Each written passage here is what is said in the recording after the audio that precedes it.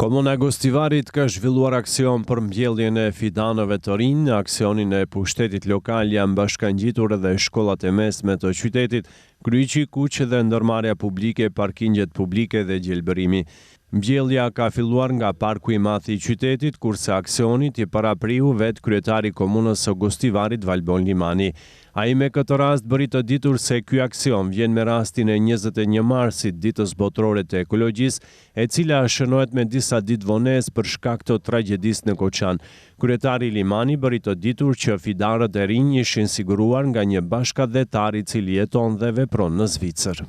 Sot zhvillohet një aksion i cili duheshte të zhvillohet më 21 mars, mirëpo për shkak të rastit tragjik në Koçan, anulohen për sot. Është një aksion në bashkëpunim me Kryqin e Kuq, si dhe me shkollat e mesme dhe me ndërmarrjen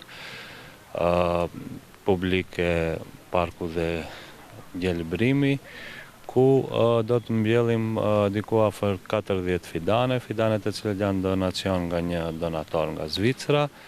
Ne nuk do të ndalemi këtu, edhe në periudhën që vjen do të vazhdojmë me mbjelljen e fidaneve në bashkëpunim me ndërmarrjen, me të vetmin qëllim që të rrisim hapësirat e gjelbërta dhe numrin e drumve në komunën tonë.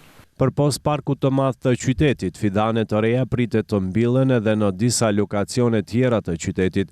Me këtë, përpos mbirmbajtjes, mundohemi edhe të rrisim hapësira gjelbruese, tha kryetari Limani, dhe shtoi se aksionet të ngjashme periudhën në vijim do të ketë më shpesh.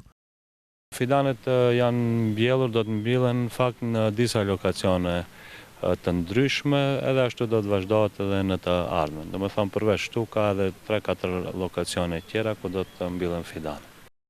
Autoritetet lokale pas mbylljes së aksionit kanë apeluar që këto fidane të reja të mos dëmtohen, por të kujdesemi për to pas janë e mire përgjithshme e gjithë qytetit.